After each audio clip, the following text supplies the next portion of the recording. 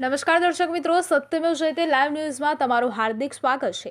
ગુજરાત વિધાનસભાની ચૂંટણીના બીજા ચરણમાં હવે ગણતરીના દિવસો બાકી રહ્યા છે, ત્યારે દરેક રાજકીય પક્ષના સ્ટાર પ્રચારકો દ્વારા પૂરજોશમાં પ્રચાર પ્રસાર આરંભી દેવામાં આવ્યો છે।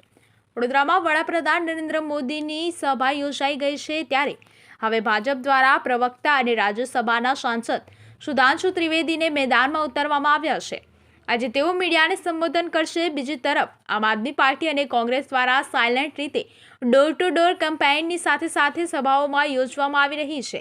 પ્રચાર માટે મેદાને ઉતરી રહ્યા છે। અમિત શાહ શહેરમાં ભાજપના ઉમેદવારોનો પ્રચાર કરશે, પરંતુ વિશેષ રીતે સયાજગંજ બેઠકના ઉમેદવાર કે રોકડિયાનો પ્રચાર કરવા તેઓ આવી રહ્યા હોવાનું સ્પષ્ટ થયું છે।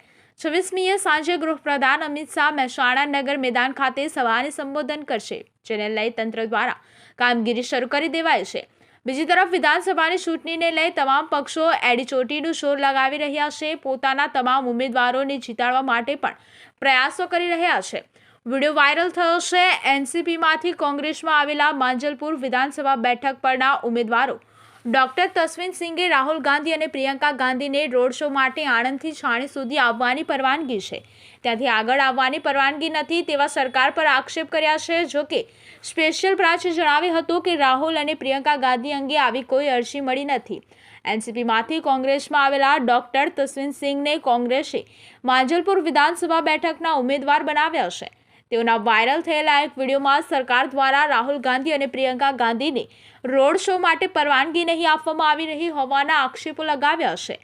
ઓએનજીસી રોડ પર આવેલા લકી એપાર્ટમેન્ટમાં કાર્યકરોને સંબોધતા હોવાનો એક વિડીયો વાયરલ થયો છે, જેમાં રાહુલ ગાંધી અને પ્રિયંકા ગાંધીને કેમ નથી બોલાવાતા તેમ પૂછતા તેઓએ જણાવ્યું હતું કે રોડ શો કરવાનો હતો, તે માટે આણંદથી છાણી સુધી આવવાની પરવાનગી આપી રહ્યા છે, ત્યાંથી આગળ આવવાની પરવાનગી નથી આપી રહ્યા।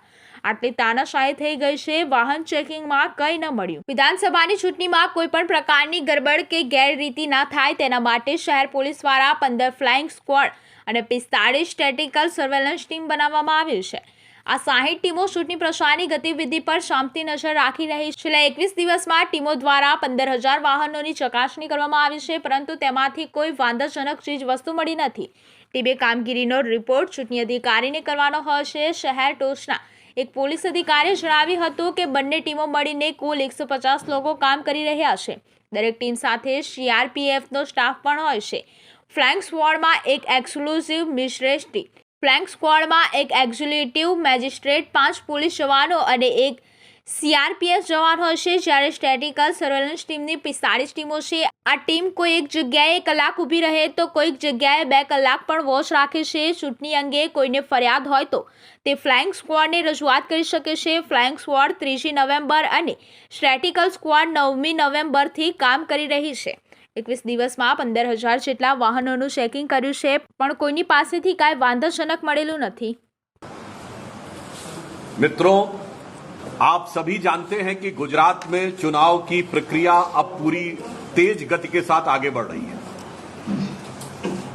हमारे तमाम कार्यकर्ताओं और पदाधिकारियों के सघन जनसंपर्क, चुनावी सभा और प्रेस वार्ता के कार्यक्रम का यह दूसरा चरण चल रहा है।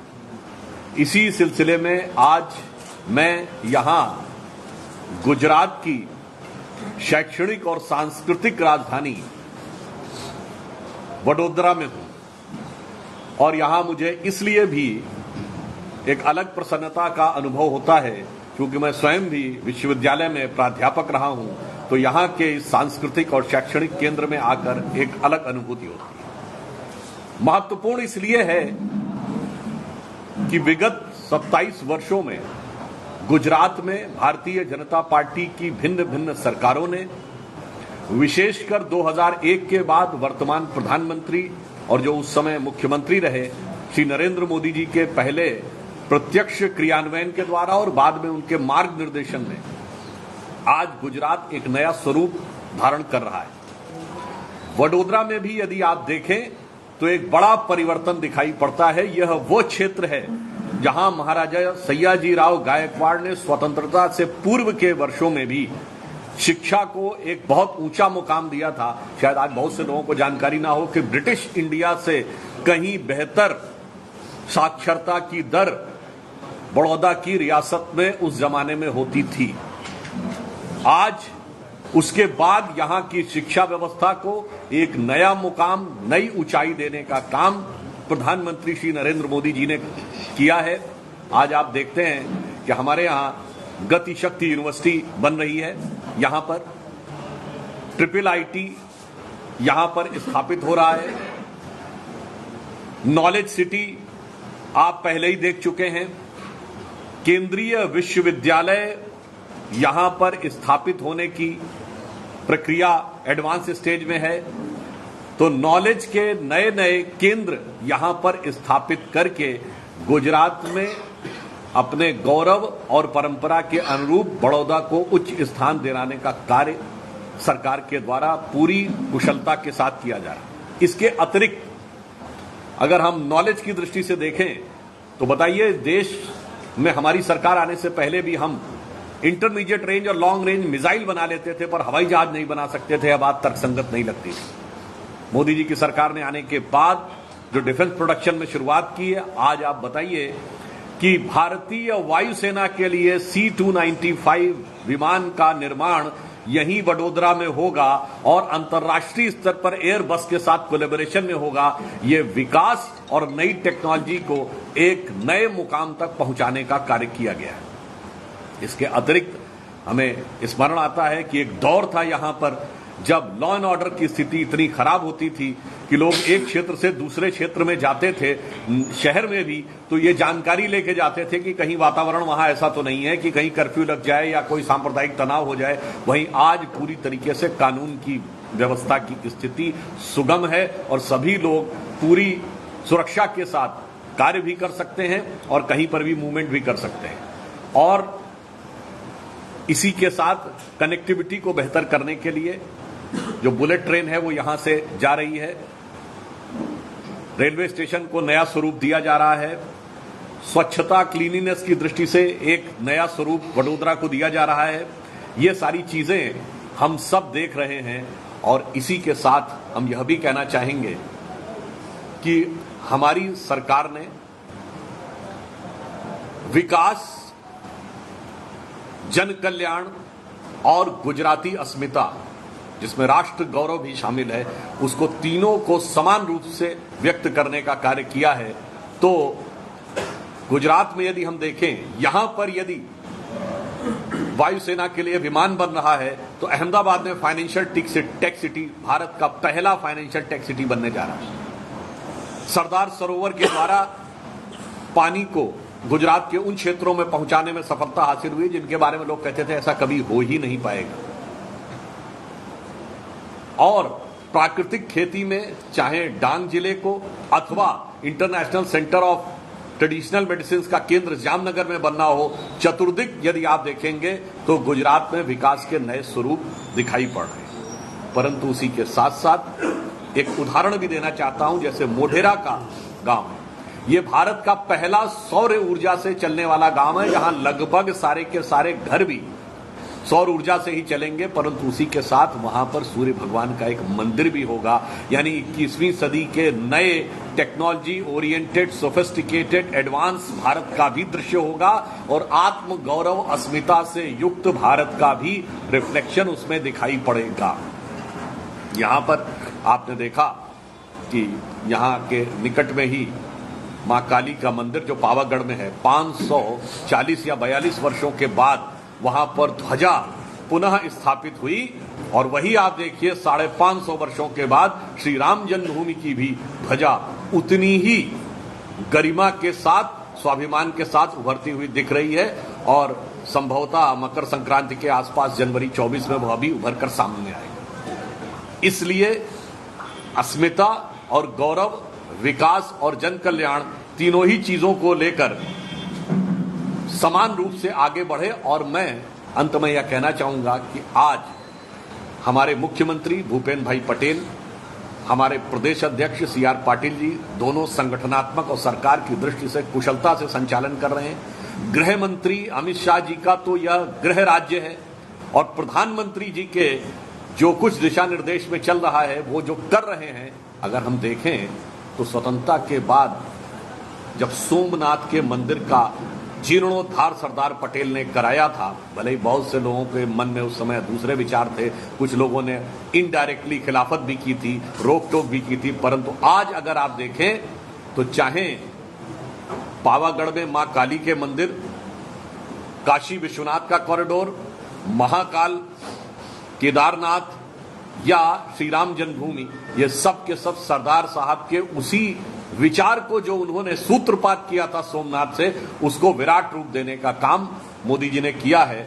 और मैं कांग्रेस के लोगों से भी पूछना चाहूंगा कि सरदार साहब के विचारों को तो आपने बहुत रोकने का प्रयास किया, उनके साथ स्वतंत्रता के समय क्या अन्याय हुआ वह एक अलग विषय है, मैं उसमें नहीं जाना चाहता, परंतु उनकी मृत्यु 1950 में हुई जब उन्होंने शरीर छोड़ा। उसके बाद 1960 में गुजरात बनने तक एक कोई संस्थान बताइए, एक कोई प्रोजेक्ट बताइए, एक कोई ऐसा स्थान बताइए जो सरदार साहब के नाम पे बनाया गया।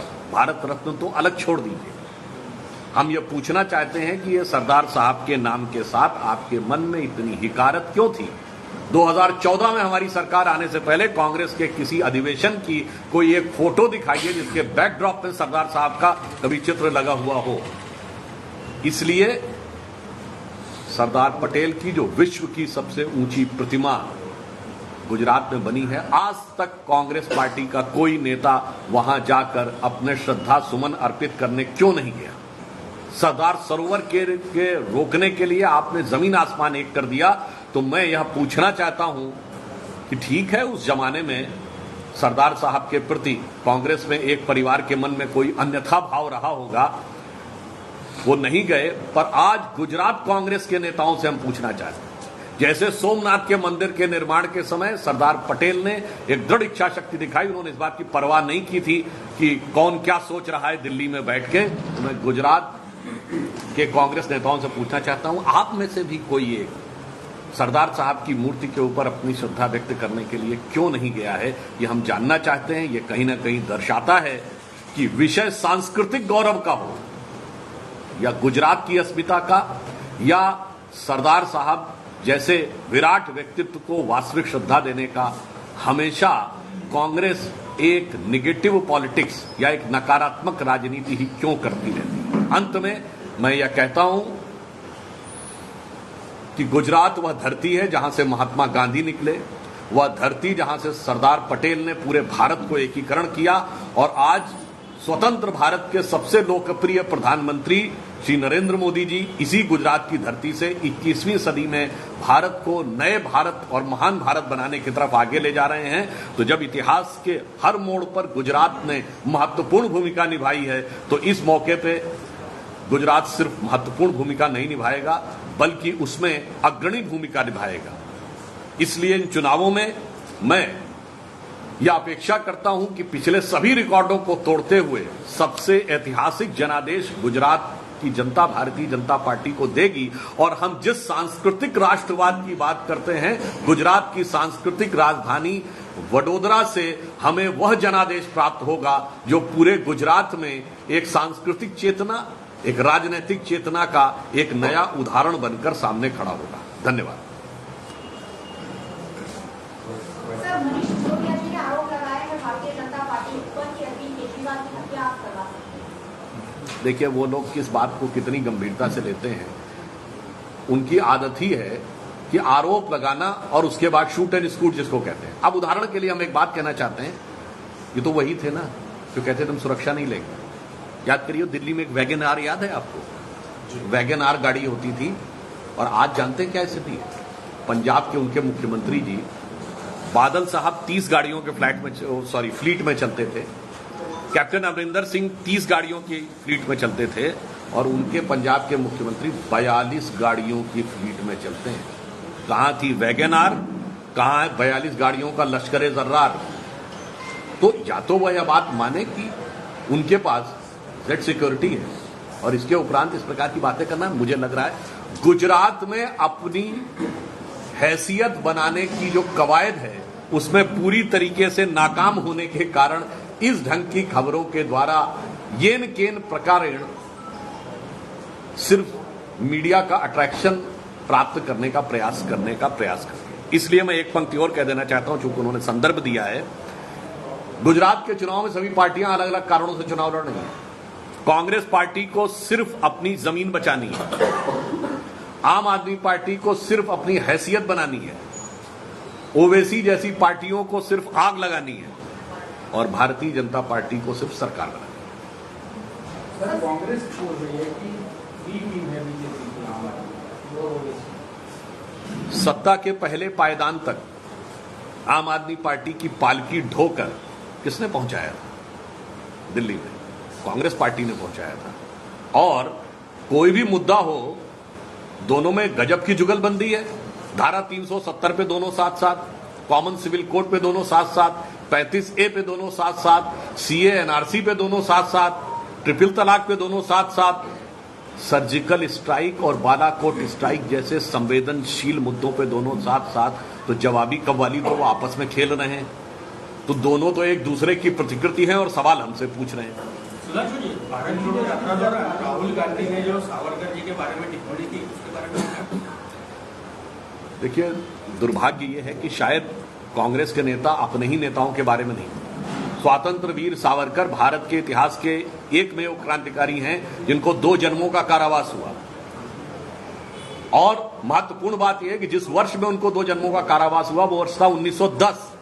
और 1910 में कांग्रेस का अध्यक्ष जानते कौन था? विलियम वेडनबर्न, ये ब्रिटिश सरकार के सेक्रेटरी थे, इंपीरियल सिविल सर्विसेज के ऑफिसर के सदारत में बैठे थे। तो आप माफी की बातें करते, आप तो मातहत थे। और दूसरा, यदि राहुल गांधी जी नाम में गांधी लगाए हैं तो कभी गांधी जी का भी तो कुछ पढ़ लिया करें।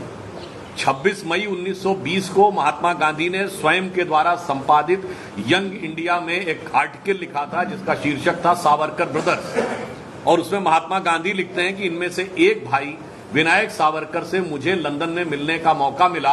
और आगे गांधी जी का शब्द है, मेरी नजर में वो बहादुर, चतुर और देशभक्त है। गांधी जी कह रहे हैं मेरी नजर में वो बहादुर, चतुर और देशभक्त है। और आगे वो लिख रहे हैं, ब्रिटिश साम्राज्य की बुराइयों को उन्होंने मुझसे पहले पहचान लिया था। अब हम ओरिजिनल महात्मा गांधी को सही माने या आज के केवल और केवल गांधी का नाम रखने वाले, one and exclusive only copyright holder का क्लेम करने वाले राहुल गांधी जी, लगता गांधी जी को ही नहीं पढ़ते। तो अब इसमें हम क्या कर सकते हैं? सर, गुजरात में दिल्ली और पंजाब जैसी हालत होगी, कांग्रेस में आम आदमी पार्टी आ रही है। यह प्रश्न तो आपको उनसे पूछना चाहिए। हमारे लिए सम्मुख कोई भी हो, हमारे लिए एक ही लक्ष्य है कि गुजरात जिस विकास और गौरव के पथ पर उत्तरोत्तर चल रहा है, उसको रोकने वाली शक्तियां जिन्होंने राष्ट्रीय, अंतर्राष्ट्रीय से लेकर राजनीतिक, सामाजिक, कानूनी सारे अवरोध खड़े किए, इसके उपरांत हमें विकास की उस नई ऊंचाइयों तक गुजरात को ले जाना है। बाकी सबको आपस में क्या करना है उन्हें तय करना है। सर, आप गुजरात में रिकॉर्ड में जीत की उम्मीद तो लगा रहे हैं, लेकिन गुजरात को आपने अब तक मैनिफेस्टो भी नहीं दिया है। एक सप्ताह बाकी है, क्या कुछ भी नहीं है भारतीय जनता पार्टी के पास गुजरात की जनता को देने के लिए? प्रतीक्षा करिए, जल्दी ही मैनिफेस्टो रिलीज होने जा रहा है। एक सप्ताह भी बाकी है। नहीं, हो सकता है जल्द, 1-2 दिन के अंदर। गुजरात में विकास हो रहा है, साथ में महंगाई भी बढ़ रही है, तो महंगाई कम करने के लिए पार्टी क्या करेगी? देखिए, महंगाई की दर आज भी निश्चित रूप से महंगाई बढ़ी है पिछले 3-4 वर्षों में। पर यह भी ध्यान रखिए, विश्व में 63 देशों में महंगाई दर 10% से ऊपर है। ये इंग्लैंड में सारा सत्ता परिवर्तन क्यों हुआ? अर्थव्यवस्था और महंगाई की वजह से। पूरा यूरोप महंगाई की दौर में। आप लोग प्रबुद्ध हैं, आप जाके देखिए, अमेरिका में भयंकर महंगाई, इसीलिए वो अपने इंटरेस्ट रेट बढ़ाते चले जा रहे हैं। चीन में स्थिति ये है कि वहां से सीधे खबर तो आती नहीं है, मीडिया में इस ढंग की खबरें थी कि हुनान प्रोविंस में बैंक डिफॉल्टर हो गए और इस कारण से बैंकों के बाहर टैंक लगाने पड़े। मैं श्रीलंका, पाकिस्तान की बात नहीं कर रहा हूं। इतने बुरे दौर में भी, वैश्विक अर्थव्यवस्था के बुरे दौर में, यूं समझिए कि समुद्र में सुनामी आई हुई है, उसके बावजूद हमारा जहाज का कैप्टन यानी श्री नरेंद्र मोदी जी बड़ी कुशलता के साथ उसे चलाते हुए ले जा रहे हैं। इस बुरे दौर में भी हमारी आज महंगाई की दर विकास की दर से नीचे, जबकि अच्छे से अच्छे दौर में, कांग्रेस के दौर में हमेशा विकास की दर महंगाई की दर के नीचे रहती है। सुप्रीम कोर्ट ने चीफ जस्टिस की जो नियुक्ति है उस पर सरकार के सामने सवाल रखे हैं, उसके बारे में क्या है? देखिए, वो सुप्रीम कोर्ट का अपना परव्यू है। और जो सर्वोच्च न्यायालय का निर्णय होता हम सब मानते हैं और उस पर सरकार अपना जो भी संवैधानिक दृष्टि से उत्तर होगी वो देगी। सुल्तान जी, गांधी जी के पौत्र ने बोला है कि जिस तरह से डॉलर के सामने रुपया गिरता जा रहा है तो उसपे से उसके दादाजी का गांधी जी का फोटो को हटा देना चाहिए, इसके बारे में क्या कहेंगे? इसका प्रश्न उनसे पूछ लीजिए जो कह रहे थे कि गणेश जी और लक्ष्मी जी का लगा देना चाहिए। तो इसलिए मैं कह रहा हूं कृपया करेंसी नोट के ऊपर यह विचार न करें। और मैं उनसे यह भी कहना चाहता हूं, मान्यवर, अमेरिका सेंट्रिक माइंडसेट से बाहर आई है। हम यूरो के मुकाबले मजबूत हुए हैं, बेहतर स्थिति में, स्टर्लिंग पाउंड के मुकाबले बेहतर स्थिति में, जापानीज येन के मुकाबले बेहतर स्थिति में, इवन चाइना की करेंसी के मुकाबले हम बेहतर स्थिति में हैं। जो डॉलर में स्थिति आ रही वो इसलिए कि लगातार फेडरल रिजर्व डॉलर में रेट ऑफ इंटरेस्ट बढ़ा रहा है, चूंकि अमेरिका में महंगाई बढ़ रही है। और यदि किसी को इस पर अविश्वास हो तो मैं कोट करके बता रहा हूं, आज से नहीं, यह विषय 1.5 साल से चल रहा है। 21 नवंबर 2021 को व्हाइट हाउस की प्रेस रिलीज जाके देख लीजिए कि उन्होंने अपने स्ट्रेटेजिक ऑयल रिजर्व खोले। उसके 3 महीने के बाद उन्होंने बैंक के रेट ऑफ इंटरेस्ट बढ़ाए। किस लिए? महंगाई को कर्व करने के लिए। इसलिए मैं कह रहा हूं दुनिया में और भी हैं, उसकी तुलना में देखिए कि भारत किस स्थिति में है।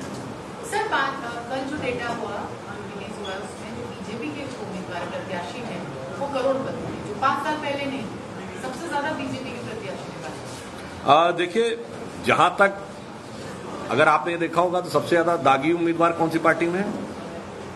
सर, अब वो तो नहीं कह सकते। तो नहीं, मीडिया की जो रिपोर्ट है, हम ये कहना चाहते हैं कि यदि किसी भी प्रत्याशी की जो भी संपत्ति है, ये तो सार्वजनिक दृष्टि से होता है ना।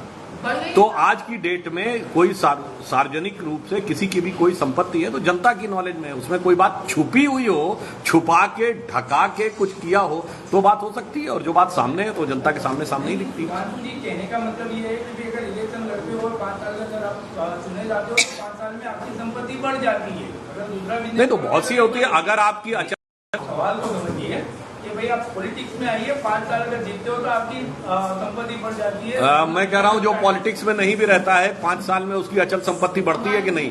नहीं, परसेंटेज भाई ज्यादा बढ़ती है। नहीं तो अब ये प्रतिशत की जो आप बात कह रहे हैं, दूसरे व्यवसाय से पॉलिटिक्स व्यवसाय अच्छा। देखिए, मैं एक बात कह रहा हूं, भी सैकड़ों करोड़ की संपत्ति कैसे आ जाती है ये शोध करना चाहिए। और सैकड़ों करोड़ का इनकम टैक्स का नोटिस भी आ जाता है, ये शोध करना चाहिए। और इतना ही नहीं, पूरे भारत में होता है। बिहार में गरीब गुरबा की सरकार होती है और 30 साल में कोई कुछ नहीं करता परिवार का, और गरीब गुरबा की राजनीति, लालू जी ने कहा था ना, और उनके परिवार के लोग बिहार का सबसे अमीर परिवार हो जाता है।